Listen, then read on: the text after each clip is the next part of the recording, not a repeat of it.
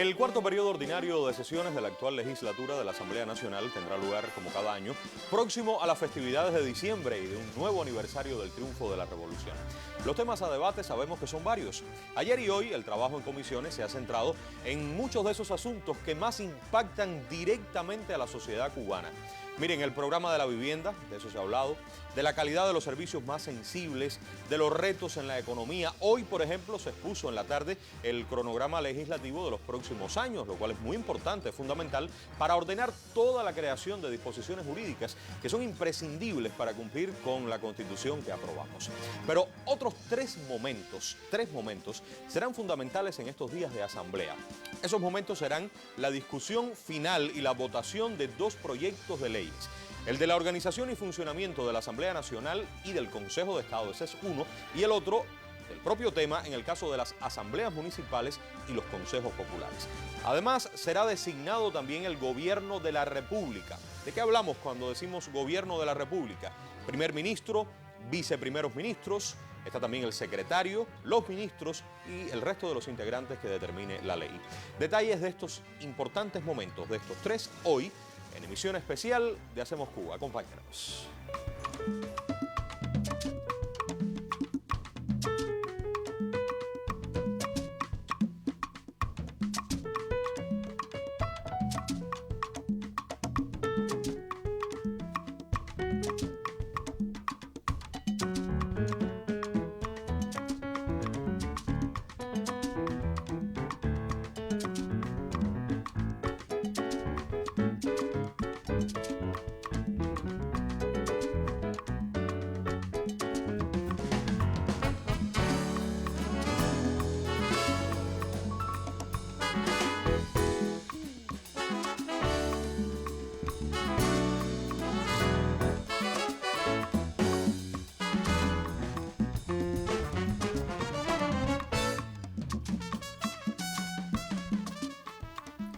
¿Y quiénes serán mis invitados esta noche? Dos invitados. José Luis Toledo Santander, presidente de la Comisión de Asuntos Constitucionales y Jurídicos de nuestra Asamblea Nacional, y Carlos Rafael Fuentes León, quien es vicepresidente de otra de las comisiones, de la de atención a los órganos locales del Poder Popular, porque son comisiones que tienen mucho que ver con estos dos proyectos de leyes, pero también con la cuestión del primer ministro en sentido general. Les doy la bienvenida, vengan conmigo.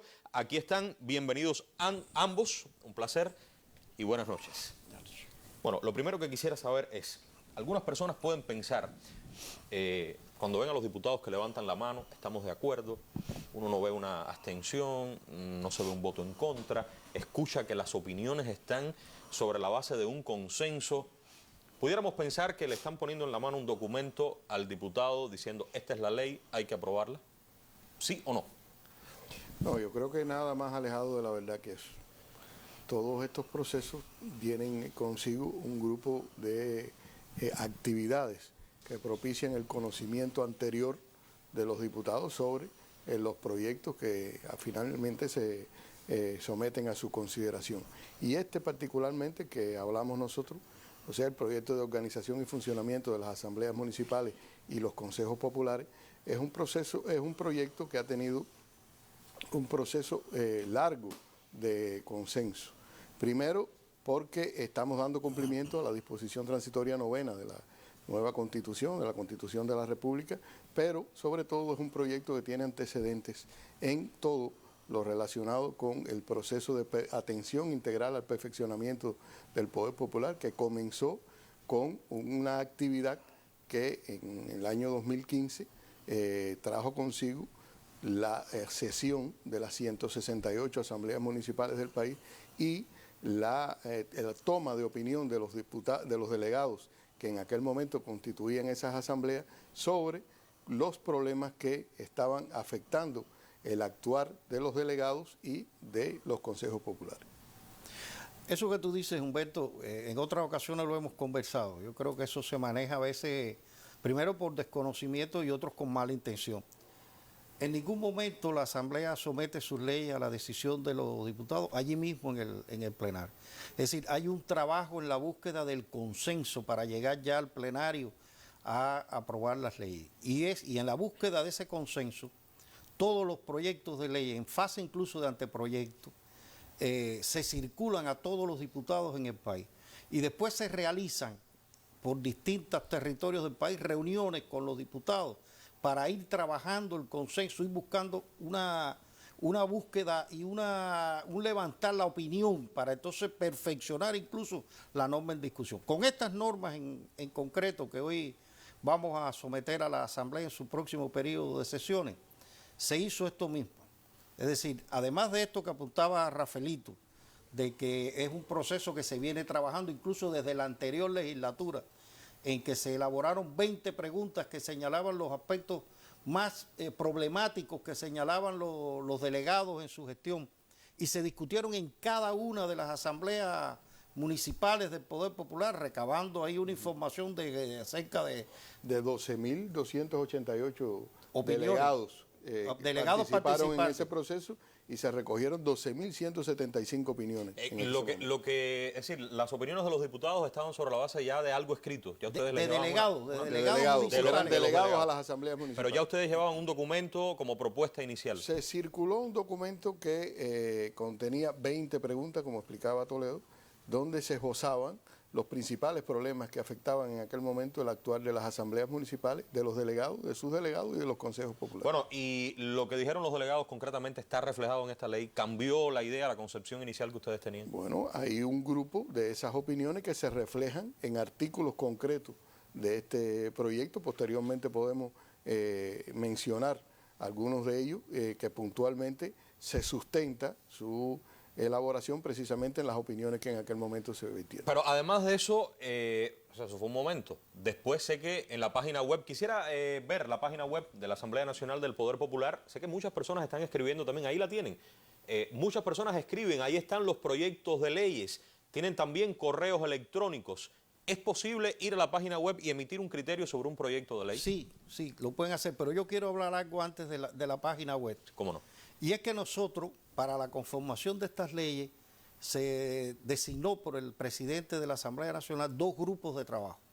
Dos grupos de trabajo que estuvieron conformados por delegados a asambleas municipales de amplia experiencia, presidentes de consejos populares, presidentes de asambleas provinciales del Poder Popular. Participaron, como es lógico, diputados en la elaboración y profesores de la universidad, e incluso académicos de una amplia experiencia y conocimiento del funcionamiento del Poder Popular. Y estos dos grupos, durante meses, vinimos discutiendo cada una de las instituciones que informaban la ley. Cuando llegaron ya a fase de tener redactado un documento, lo discutimos y lo analizamos con todos los presidentes de comisiones de la Asamblea Nacional y los jefes de área y funcionarios que de una gran experiencia en la Asamblea Nacional.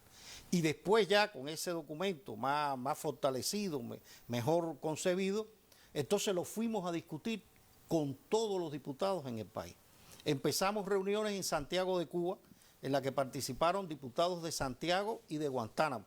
Pero en esa reunión no solamente van los diputados, como también sucede en otros proyectos de leyes, que van también personas que tienen una relación directa con la temática que se discute. Aunque no sean diputados. Aunque no sean diputados. Por ejemplo, en esta participaron delegados de asambleas municipales, presidentes de asambleas municipales, presidentes de consejos populares, delegados de las asambleas, de las actuales asambleas provinciales. ¿Todas esas opiniones tienen algún reflejo en este proyecto de ley final? Claro que sí, porque de ahí se van recogiendo todas las opiniones. Te decía, nos reunimos Santiago y Guantánamo, nos reunimos Holguín, Granma y Tuna, después nos reunimos Camagüey y Ciego, Santi Espíritu, Cienfuegos y Villa Clara, Artemisa y Pinar del Río, y por último La Habana, Mayabeque y La Isla. Todo el país. Es por eso entonces que cuando llega esta fase final, el que no conoce que todo esto pasó antes puede entender, todo el mundo está puesto de acuerdo, ¿eh? Es verdad que están puestos de acuerdo. Claro, es que el consenso está trabajado.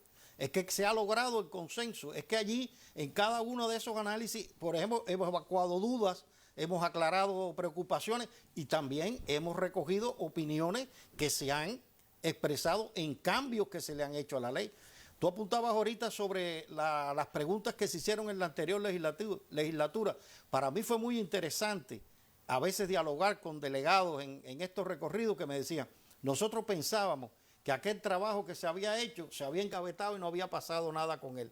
Porque muchas de las cosas que allí se discutieron, después Rafaelito podrá ampliar de esto, y que se plantearon y que fueron objeto después de detenidos análisis, hoy tienen reflejo y cabida en la ley de los municipios. Ahora, otro punto importante. Este programa, en este horario, en los diversos momentos y canales que se transmite, es visto por nuestra población. Si estamos hablando de ley de Asamblea Nacional, funcionamiento del Consejo de Estado, asambleas municipales, consejos populares, a lo mejor usted pudiera pensar, eso no tiene nada que ver conmigo, porque yo no soy delegado, yo no soy diputado, yo no integro el Consejo de Estado. Estas leyes, ¿qué impacto directo tienen en la vida de la gente, de las cubanas y los cubanos? ¿Tienen algún impacto? Bueno, ¿cómo no? Primero, la Asamblea Municipal y es algún concepto que se reafirma en el proyecto que vamos a evaluar, es el máximo órgano de poder del Estado ahí en el territorio y por tanto toma un grupo de decisiones que implican a todos los conciudadanos de ese territorio en particular. Y en el caso del Consejo Popular, sobre todo, ahora se ha ajustado el diseño del Consejo Popular a lo que establece la Constitución de tratar de concentrar su trabajo en el control de los servicios que recibe directamente la población de esa demarcación y sobre todo en la promoción de la participación popular. O sea que eso tiene un reflejo directo en todos los ciudadanos de ese territorio. Pero Humberto, hay algo muy importante. Claro que tiene que ver con todo, porque estas dos leyes van a reglamentar el funcionamiento de donde van a trabajar los representantes del pueblo, a los que el pueblo ha elegido para que los represente, tanto en la instancia de base del municipio como en la instancia superior. Esas personas, ¿por qué hemos accedido a esos cargos? Porque el pueblo nos ha elegido en votación libre, directa y secreta. Luego el pueblo tiene que tener en eso una directa relación, pero además hay otro tema. En estas leyes se regulan formas directas de participación del pueblo en los consensos políticos y en el ejercicio del poder. Y después podremos abundar de esto. Entonces, sí tiene una relación directa con todo. Voy a explicar y le invito en un instante que venga conmigo, Rafael. Vengan entonces y veamos cuáles son esos cambios esencialmente en el caso de los municipios. Aquí están, quisiera ir hasta ellos, por favor. En el caso, repito, de las asambleas municipales, del poder popular, ¿dónde están esos cambios fundamentales que tienen que ver con mi vida, que pueden impactar, en definitiva, en los territorios? Aquí podemos mostrar algunas de esas ideas y quisiera que usted me llevara. Cambios en la manera en la que funciona la Asamblea Municipal del Poder Popular. ¿Cuáles son esos cambios? Los más importantes. Son varios. Te diría que los más importantes están relacionados sobre todo con nuevas atribuciones que se dan a la Asamblea Municipal del Poder Popular en función de su funcionamiento y su gestión más eficiente. Sí. Por ejemplo, ahora la Asamblea Municipal tiene una nueva atribución que es la posibilidad de proponer el carácter o de aprobar el carácter profesional de alguno de sus presidentes de comisiones permanentes, oído siempre el parecer del Consejo de Estado, pero eso da la posibilidad de que las comisiones permanentes de trabajo de la Asamblea Municipal tengan una visión más amplia, puedan preparar mejor los controles que realizan a las actividades de incidencia municipal, o sea, las actividades que tienen directamente que ver con las actividades del municipio. Tiene además una nueva atribución que es la posibilidad de evaluar el desempeño del vicepresidente de la Asamblea, del secretario de la Asamblea y del intendente municipal, que va a ser quien va a dirigir la actividad del Consejo de la Administración. Eso significa, resumiendo, más trabajo para la Asamblea Municipal, más responsabilidad, y algunas personas que no se dedicaban todo el tiempo a eso, cuando usted dice profesionalizarlos, es que van a estar dedicadas a esa actividad. Exactamente. Modificaciones en las relaciones entre el presidente, que es el jefe, quien dirige la Asamblea, entre el Consejo de la Administración y la Asamblea, entre los municipios. Hábleme un poco de esto.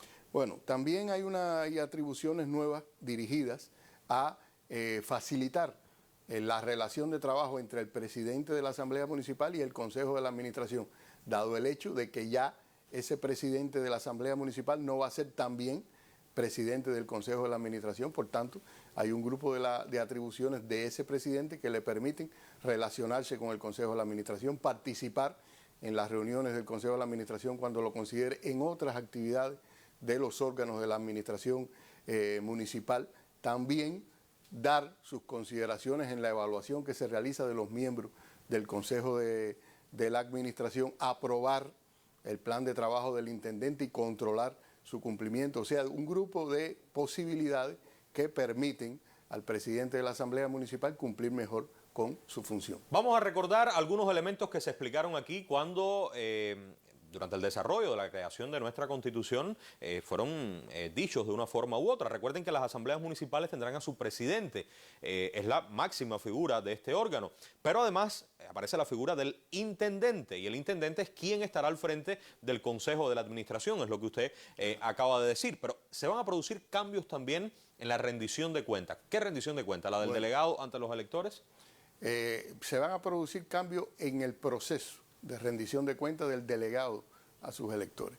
Primero, en el proyecto hay un grupo de artículos que desarrollan la posibilidad de que esta reunión de rendición de cuentas se concentre en la evaluación por parte de los electores, que son los que detentan el poder en la circunscripción, de cómo ha cumplido el delegado su función de representarlo en la Asamblea Municipal. Pero eso no es lo que se hace hasta ahora. Bueno, sí.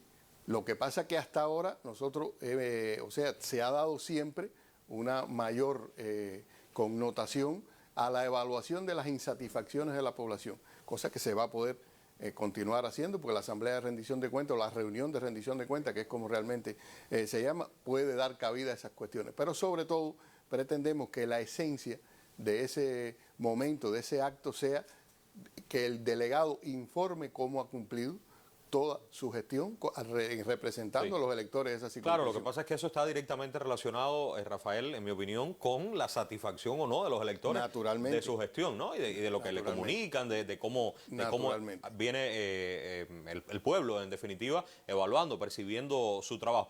Son puntos en los que estamos diciendo lo esencial. Creo que hay que volver sobre ellos. Quisiera concentrarme en lo que tiene que ver con las garantías de participación de las personas en los territorios. Recordamos, aquí ustedes lo ven, el artículo 200 de la Constitución, aquí está, establece cómo se garantizan los derechos de petición y participación ciudadana a nivel local.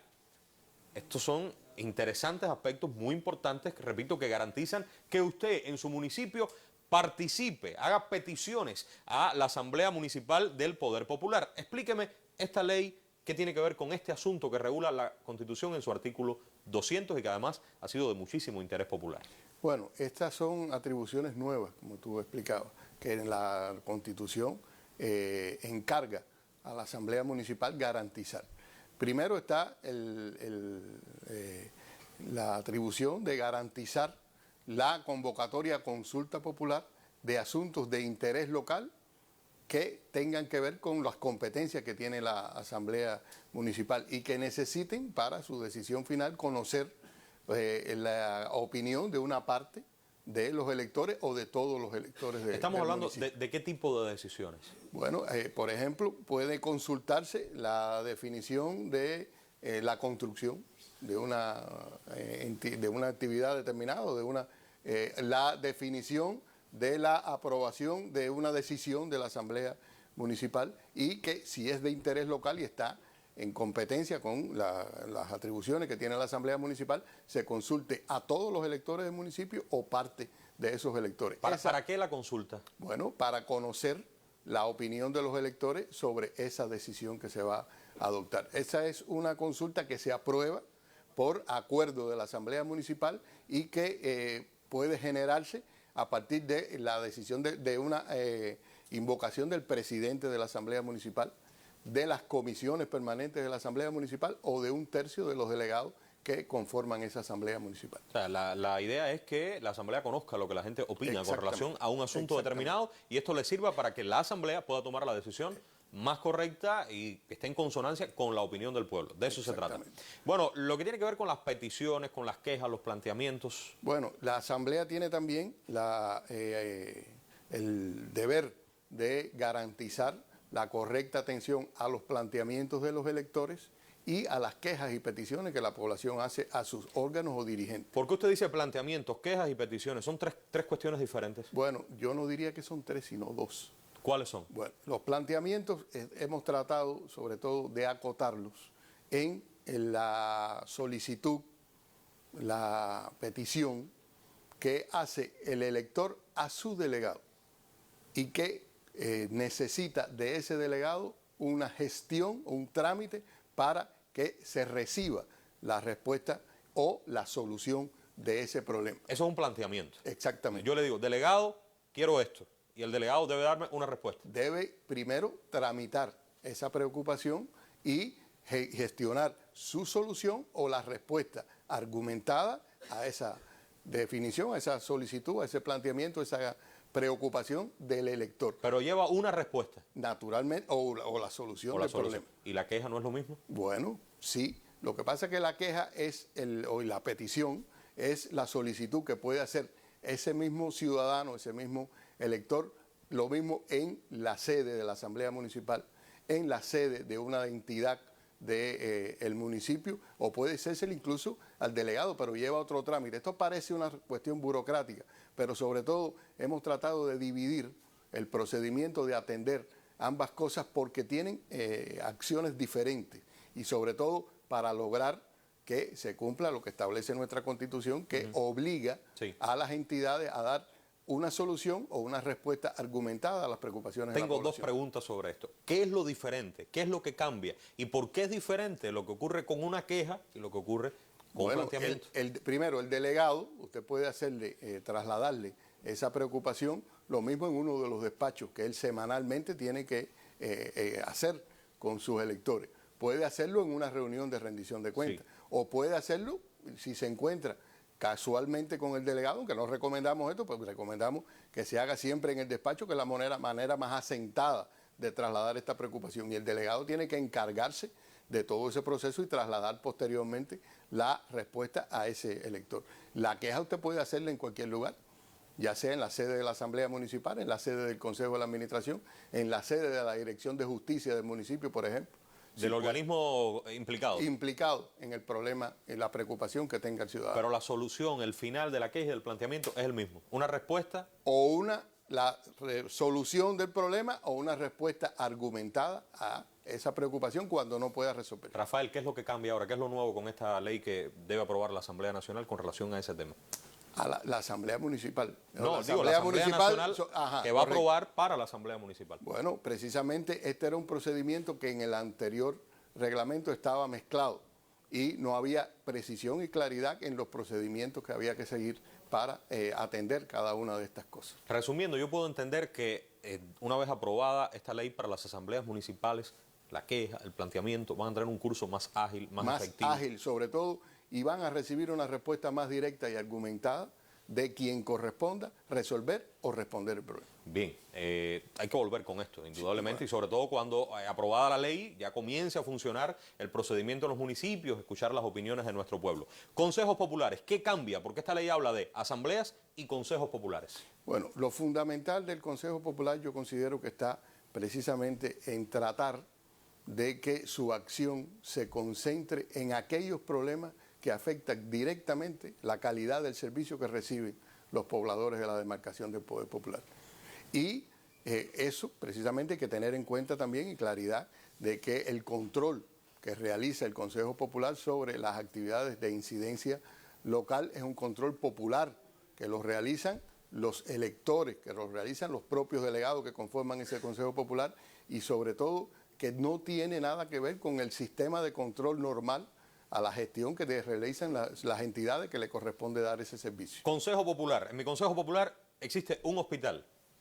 ¿Qué control puede tener el Consejo Popular sobre ese hospital si ese hospital se subordina a la Dirección de Salud, etcétera, Dirección Municipal, Provincial? Bueno, ese hospital da un servicio directo, por ejemplo, en su cuerpo de guardia, a los pobladores de esa demarcación y puede perfectamente el Consejo Popular controlar la calidad con que se está prestando ese servicio. A los que viven ahí, en la zona más próxima del hospital. Fundamentalmente, aunque también naturalmente se va a conocer cómo está ese hospital brindándole ese servicio a los pobladores que radican fuera del Consejo Popular. Si el hospital tiene, pongo ese ejemplo, puede ser otro, realmente si tiene, digamos, aguas albañales que están afectando la zona, o echa mucho humo la chimenea, el Consejo Popular tiene que ver con eso. Esos son asuntos que inciden directamente en la población que reside en ese Consejo Popular, por tanto, está también dentro de los asuntos de incidencia local que puede controlar el Consejo Popular. ¿Cuáles no debiera entonces controlar el Consejo Popular? Bueno, por ejemplo, en ese mismo hospital,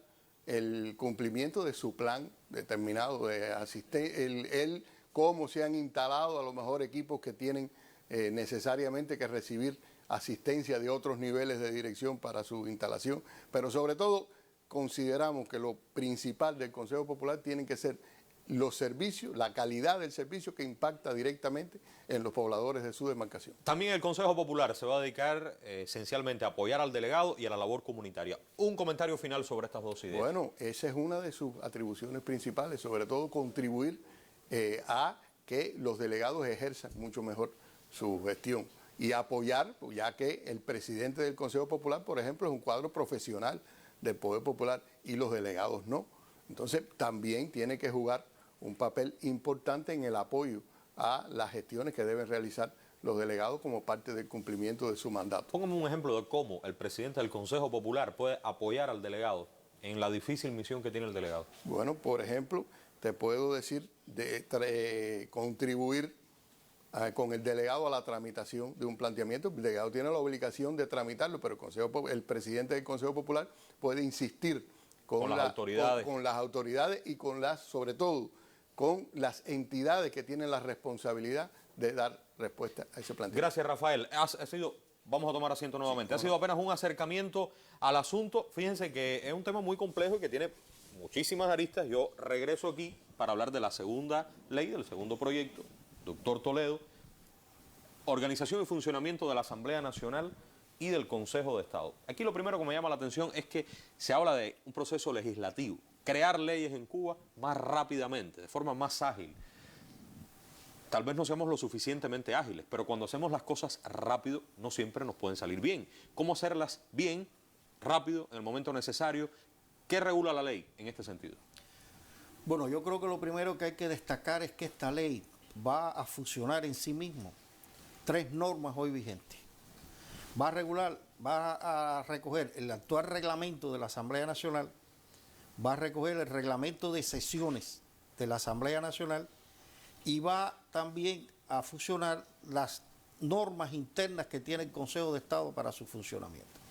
Ese es un aspecto muy, muy importante. Y dentro de los distintos procedimientos que va a establecer, uno de ellos va a ser el procedimiento legislativo, que lógicamente es uno de los más importantes que desarrolla la Asamblea Nacional. No es el único que recoge también acciones de control y fiscalización, fundamentalmente acciones de alta fiscalización, rendiciones de cuentas, etcétera, etcétera. Pero el proceso legislativo, la ley va a precisar con claridad, primeramente, cómo se debe de presentar a la ley a la Asamblea. Va a precisar además hasta qué punto es proyecto, anteproyecto, hasta qué punto llega a ser proyecto, y va a definir los distintos pasos que hay que dar en la elaboración de la ley hasta llegar a su aprobación definitiva. Son muchos pasos. No son tantos. La ley entra, el presidente crea un grupo de trabajo para que la estudie y dé sus consideraciones. En base a ese grupo que crea el presidente, que puede estar conformado por especialistas, por técnicos, por diputados, el presidente puede tomar algunas decisiones que puede ser devolverla para que se arregle o considerar que no se corresponde con preceptivas constitucionales y devolverla para que todo eso se corrija, o puede ya considerar que es pertinente. Si considera que es pertinente, entonces ya a partir de ese momento deja de ser anteproyecto y pasa a ser proyecto. Ahí le pide a la Comisión de Asuntos Constitucionales y Jurídicos su primer dictamen sobre la constitucionalidad de la norma. Y si el pronunciamiento de la Comisión de Constitucional es que la norma se corresponde con la Constitución, pues ya seguidamente de esto el presidente de la Asamblea lo designa a las comisiones especializadas y comienza este proceso que hablamos ahorita de, comenzar a consultar, de discusión opinar con los diputados, de preparación con los especialistas, y ya una vez que el proceso, las comisiones que están interviniendo en él consideran que está concluido y que se ha adquirido el consenso necesario para discutirse en plenario, pues se le da, el presidente ya la pone en agenda y se lleva a discusión por los diputados y se pronuncian estos al respecto. Bueno, de cualquier manera sigue siendo, en mi opinión, un proceso que tiene unos cuantos pasos y que deben hacerse bien cada uno de ellos. Estamos hablando de una ley, no es cualquier documento, por tanto, un grupo de formalidades son necesarias. Ahora, se habla indistintamente de leyes, de decretos leyes, leyendo uno el proyecto encuentra que los decretos leyes van a tener... Vamos a recordar algo importante, las leyes solo son aprobadas por la Asamblea Nacional del Poder Popular, en tanto los decretos leyes por el Consejo de Estado. Entendemos la Asamblea es el máximo órgano, es más grande, el Consejo de Estado son diputados también, nace del seno de la Asamblea, pero son menos personas. Siempre que la construcción sea más plural, uno imagina que, digamos, es más profunda, etcétera. ¿Puedo entender que habrá en Cuba menos decretos leyes y más leyes? Mira, yo no diría que, yo no puedo afirmar de que vayan a haber más o vayan a haber menos, porque yo creo que decretos leyes siempre tienen que existir y después voy a referirme a esto. Pero yo lo que sí creo es que tanto la ley como las medidas de reforzamiento de la institucionalidad que se han derivado de la Constitución van encaminadas a garantizar que la Asamblea Nacional tenga una agenda legislativa fuerte para desarrollar la elaboración continua de leyes y que no exista un desbalance en el que las normas que deben regularse, o sea, relaciones económicas, relaciones sociales, etcétera, que deben de tener su desarrollo jurídico en una ley, vayan a ser desarrolladas por un decreto ley. Y hay tres elementos que a mi modo de ver son cardinales para garantizar que esto no suceda y darle solución definitiva a este problema que veníamos teniendo. Primero, el hecho de que a partir de la decisión constitucional, la dirección de la Asamblea y del Consejo de Estado se asumen por las mismas autoridades. Es decir, ya eso va a garantizar que el presidente de la Asamblea Nacional cuide celosamente que la Asamblea Nacional tenga una agenda legislativa fuerte y que no vaya el Consejo de Estado a vaciarla de contenido con decretos leyes. Sí, ese es un primer paso que ya va a garantizar eso. El segundo tema que lo va a garantizar es que la Asamblea Nacional va a aprobar su cronograma legislativo. Y la Asamblea va a aprobar, como lo vamos a hacer ahora recientemente, la cantidad de leyes que va a aprobar en la legislatura y la cantidad de decretos leyes que va a aprobar el Consejo de Estado. O sea, desde antes ya se va a saber. Por ejemplo, ya nosotros estamos previendo para lo que resta de esta legislatura cerca de 70 normas jurídicas entre leyes y decretos. Eso es bastante. Son bastante.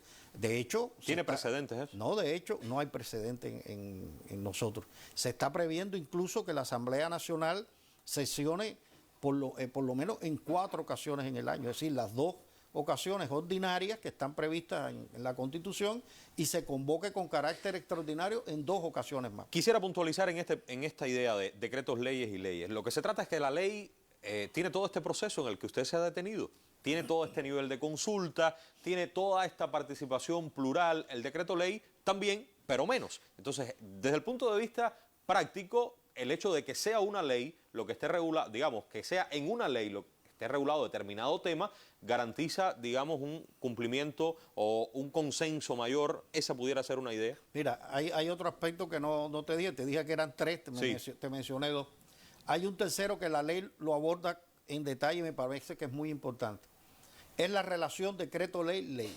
Es decir, hasta dónde un decreto-ley puede entrar a modificar una ley. Ese es un tema que tú sabes que los juristas siempre nos debatimos en una amplia discusión. Yo creo que para esto hay que tener en cuenta algo que es fundamental, la organización institucional del Estado cubano.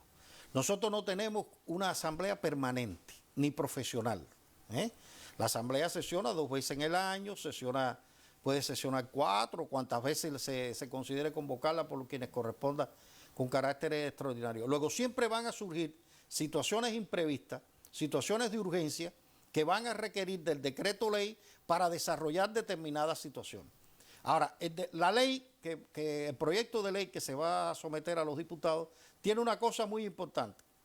Va a fijar un ámbito en el que el decreto ley tiene que actuar con relación a la ley. Y va a decir, o dice, el decreto ley no puede modificar las leyes que se refieran a derechos, deberes y garantías previstas en la Constitución o a la organización e integración de los órganos superiores del Estado.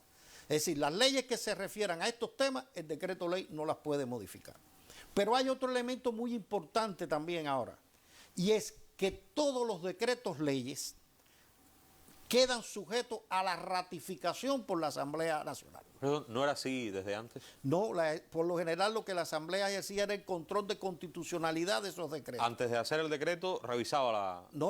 Una vez aprobado el decreto, Después aprobado. se le daba cuenta a la Asamblea y la Asamblea lo ratificaba desde el punto de vista de su constitucionalidad. Vamos a, doctor... Pero ahora va a ratificar el decreto en su contenido Sí. esencial y se va a pronunciar sobre la constitucionalidad del mismo. Quiero referirme, porque tenemos los minutos finales para la cuestión del primer ministro y del gobierno, que eso va a ocurrir también. Ya estamos superando la media hora de programa. Quiero referirme a la comprensión de la Constitución, lo que se llama la interpretación.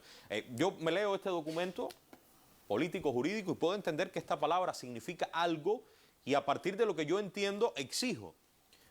Pero usted puede entender otra cosa, usted puede entender otra. ¿Quién determina el alcance exacto de un término en la Constitución que ya está aprobada, que ya es la ley más importante? Mira, abordas uno de los temas, para mi modo de ver, más novedosos que va a tener el proyecto de ley. Primero es el control de constitucionalidad y de legalidad de las disposiciones normativas. Algo muy importante que por primera vez se va a desarrollar en esta norma. Es decir, la posibilidad que vamos a tener de que se contraste en un momento dado, cuando existan preocupaciones de esto, que una norma puede tener un viso de inconstitucionalidad, una disposición normativa o no, y eso lo va a decidir la Asamblea Nacional. Es decir, cualquier disposición la Asamblea dice, no, esto no se puede, esto va contra la Constitución. Exacto. Dicte quien dicte. Y puede ser, y va a ser también ese tipo de análisis, pero con relación a la legalidad, Sí. que es ya la contrastación con leyes, aunque esta facultad también la va a compartir con el Consejo de Estado. O sea que ninguna disposición puede ir contra leyes que aprobó la Asamblea ni contra la Constitución que aprobó la Asamblea. Exacto. Las dos cuestiones las hará la Asamblea Nacional. Las hará la Asamblea. Y se establece un procedimiento muy expedito. Por ejemplo, una de las opiniones que recibimos por el sitio web del que tú hablabas ahorita era el tema de pautar los tiempos para evitar que esa situación se extendiera y no tuviera una respuesta. Y está claro, por ejemplo, el presidente, una vez que recibe el escrito, ahí viene el escrito fundado, cómo tiene que redactarse, le pide al órgano emisor su criterio, 15 días. Después le da traslado a la Comisión de Constitucionales para que dictamine, 30 días. La Comisión de Constitucionales puede rechazarla, puede aceptarla o puede devolverla. Y el presidente después, con ese criterio de la Comisión de Constitucionales, en la sesión más próxima, le da cuenta a la Asamblea para que decida sobre esta decisión. O sea que estamos hablando no de la eternidad, sino de tiempos para determinar todo esto.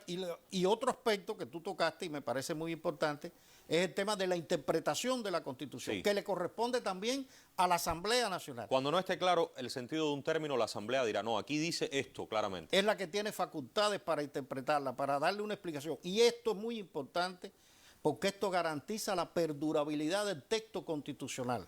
Porque si nosotros no desarrollamos el principio de la interpretación constitucional, entonces tenemos que ir a los procesos, en ocasiones, cuando sea el caso, a procesos de reforma y de cambios de la Constitución. Claro, porque la vida va cambiando y este documento ya está escrito. Es una fotografía de un momento de la historia, pero la Asamblea tiene la posibilidad entonces de ir ampliando este contenido sobre la base de interpretarlo. Vamos a terminar esto. Fíjense, hemos explicado las dos leyes, los dos proyectos de leyes, asambleas municipales y consejos populares, y organización y funcionamiento de Asamblea Nacional y Consejo de Estado. No hemos agotado el tema, pero al menos esta noche, este día, tenemos ya una idea. Se va a designar también al gobierno de la República. Yo decía, cuando hablamos de gobierno, esto quiere decir primer ministro, viceprimeros ministros, secretario, ministros y otros miembros. Lo primero es, hemos escuchado, doctor, elección, designación, ¿cuál es la palabra correcta y por qué? El término correcto en el caso del gobierno de la República es designación. Y así lo expresa la Constitución. Y es designación porque es un acto que está precedido de una determinación administrativa, en este caso por el presidente de la República, de quienes deben ocupar esos cargos y esas posiciones. O sea, el presidente va a llevar una propuesta a la Asamblea para que estas personas integren el gobierno de la República. Hay un acto determinativo del presidente que va a decir, el primer ministro yo considero que debe ser fulano, el viceprimer ministro los viceprimeros ministros el secretario y los demás miembros ¿Qué va a hacer la Asamblea entonces? La Asamblea lo va a designar, es decir, ese acto ya determinativo del presidente lo va a someter al juicio de la Asamblea y la Asamblea va a decidir en su votación si lo ratifica o no esa determinación. No es del una presidente. elección porque es el presidente quien hace la propuesta y no están eligiendo entre varias opciones. Claro, está precedido, por eso digo, de una determinación, de un acto administrativo de decisión del presidente de los cargos. Así será con los ministros. Así será con todo el gobierno. ¿Cada qué tiempo va a pasar esto? Hay doctor? una diferencia. Sí.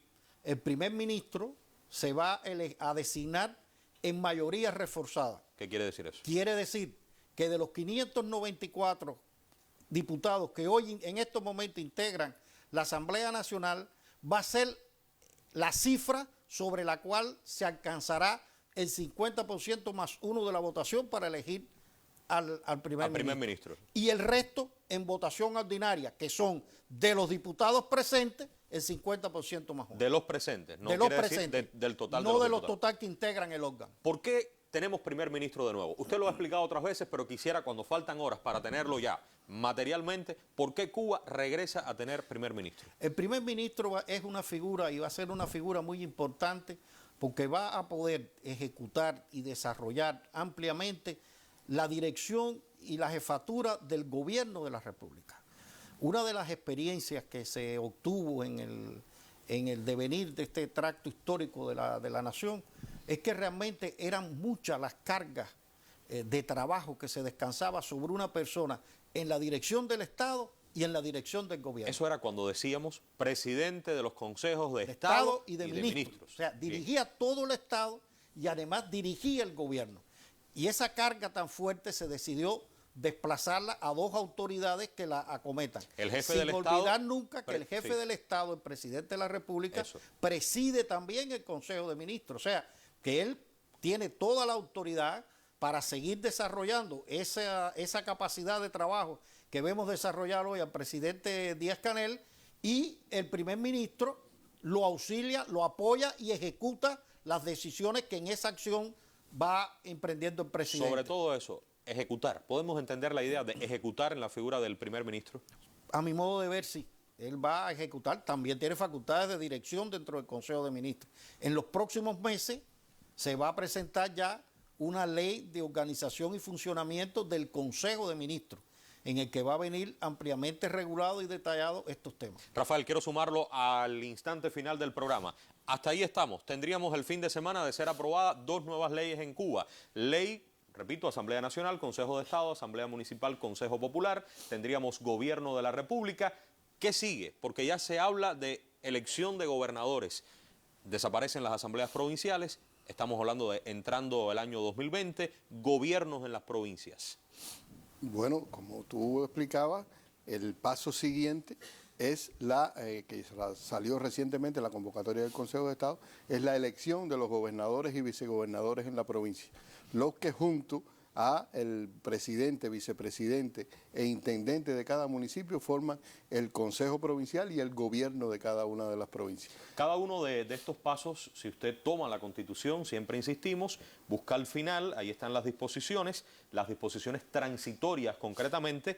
Esto que se ha explicado aquí, usted puede encontrar la lógica perfectamente. Fíjense, lo que ya ha venido pasando. La primera hablaba de, bueno, una vez entrada, haber nacido jurídicamente la Constitución, hablaba de ley electoral, eso ocurrió. Después se hablaba de elección de presidente de la República, eso ocurrió. Hasta 3 meses, lo que va a pasar ahora. Después gobiernos provinciales. Y si sigue leyendo las disposiciones podrá entender cada uno de los pasos que han venido guiando los destinos de nuestro país en materia de estructura del Estado, de cambios en este documento, en esta Constitución que aprobamos todos. Bueno, yo agradezco la presencia. Solo queda entonces estar muy pendientes de las sesiones de las próximas jornadas de la Asamblea Nacional del Poder Popular, del debate final de estos dos proyectos de leyes hasta ahora, ¿verdad? Estamos hablando hasta ahora bien. proyecto. Bien, ese es otro punto sobre el que tenemos que insistir en la cultura jurídica de nuestro pueblo. En lo que queda de semana, repito, estaremos al tanto de las sesiones. Nuestro programa descansará en la última semana del año, también en la primera del 2020. Regresaremos entonces en enero. Vamos a comenzar hablando de los gobernadores, de esto que usted ha explicado, de la elección de los gobernadores en cada uno de los territorios, de sus funciones, de los cambios que se producen y del cronograma legislativo. ¿Por qué? Porque este programa ya por cerca de 1 año y medio se ha venido dedicando a cada una de esas transformaciones en el ámbito legislativo del país que nacen de nuestra Constitución. Y ese cronograma que se apruebe tendrá exactamente esas leyes, esas que necesita nuestro país para cambiar, para transformarse, para parecerse mucho más a usted. Nos vemos entonces en el 2020. Feliz fin de año, feliz aniversario del triunfo de nuestra revolución.